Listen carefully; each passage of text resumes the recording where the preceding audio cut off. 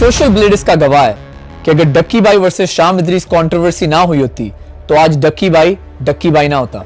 लेकिन अब आप सोच रहे होंगे व्हाई आफ्टर 7 years मैंने उस वक्त क्यों रिप्लाई नहीं दिया, क्योंकि उस वक्त no matter what I said आप लोग इतने ब्रेन वॉश हो चुके थे कि शाम इदरीस आपको एक बहुत बुरा इंसान लगता था। लेकिन इन द लास्ट 7 years डक्की की असलियत आप सबके सामने खुद ब खुद ही आ गई। आई ऑल्सो लेट एवरीथिंग गो, क्योंकि मैं सोचता था डक्की मैच्योर हो चुका है। जैसे ही वो बड़ा यूट्यूबर बना उसने छोटे यूट्यूबर्स को इंसान समझना ही छोड़ दिया। सबसे पहले तो यार ये देखो, ये कोई जाली चैट नहीं है, वेरीफाइड अकाउंट से है।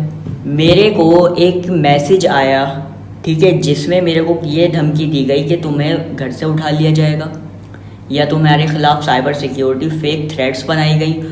और ऐसा कोई पहली बार तो हुआ नहीं है, ऐसा पहले कितने क्रिएटर्स के साथ हुआ है। और ये तीनों मुझे मारते जा रहे थे और वो वीडियोस बनाते जा रहा था। मुझे माफिया मांगने पे मजबूर किया, झूठी कस्में उठवाने पे मजबूर किया, फलाना फेमस यूट्यूबर तेरा अब्बू है। इन 2017 ये सब तब शुरू हुआ जब डक्की ने मेरे ऊपर एक रोस्टिंग वीडियो बनाई।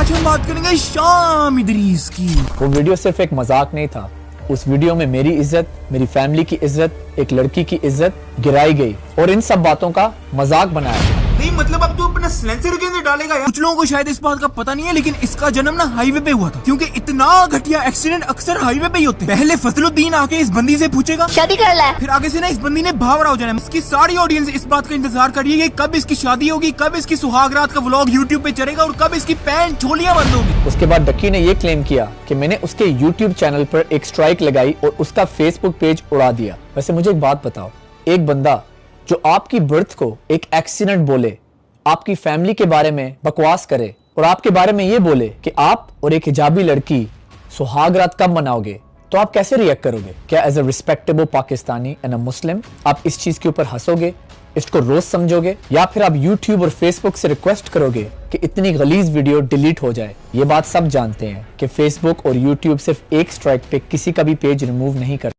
इस स्कैम इबलीस पे आखिरी वीडियो है। कोई भी बंदा जो अपनी तरफ से कॉन्फिडेंट होता है ना कि उसने कुछ गलत नहीं किया, वो ना तो कमेंट बैन करता है ना तो कमेंट डिलीट करता है।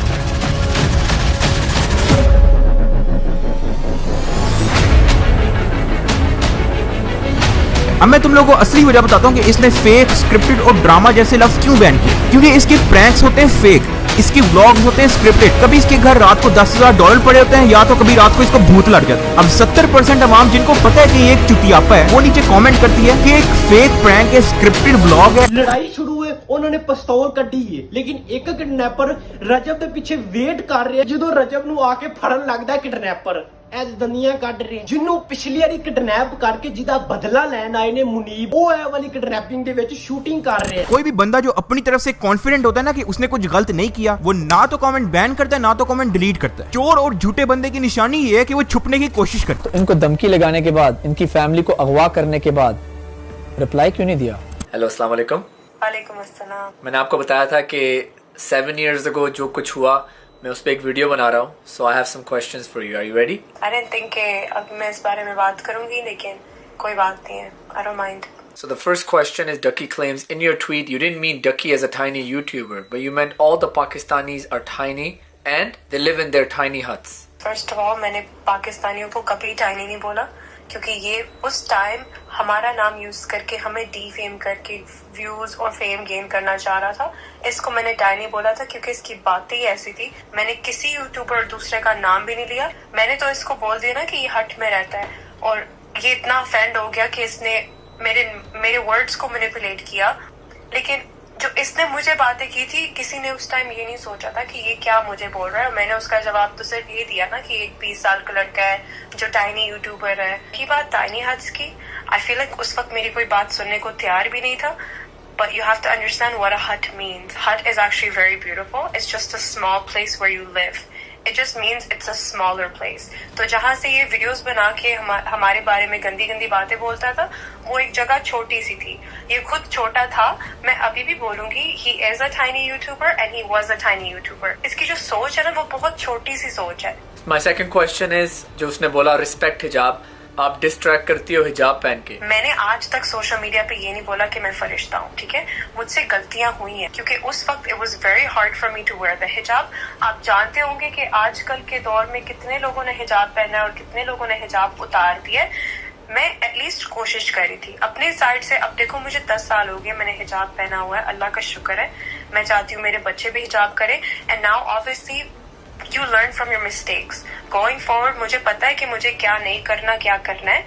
आप सीखते हो अपनी गलतियों से। I think as Pakistanis we should not support कि अगर आप हिजाब ना पहनो, सब कुछ देख लो, सब कुछ कर लो, लेकिन जो हिजाब पहन रही है, कोशिश कर रही है, उसको भी बोलो कि भाई उतार के करो वरना ना पहनो। तो अगर आप हिजाब के ऊपर उंगलियां उठा रहे हो ना, पहले आप अपने गिरबान में झांक के देखो कि आप किस तरह का इस्लाम फॉलो करते हो, आप किस तरह की गंदी गंदी माँ बहन की गालियां देते हो। कि मैं तुमसे एक बात पूछता हूँ, अगर कहीं पब्लिक में तुम्हारी माँ या तुम्हारी बीवी को कोई रख के थप्पड़ मारे तो तुम्हारा क्या रिएक्शन होगा? शायद मेरी ये बात भी तुम्हें बुरी लग रही होगी। Guess what?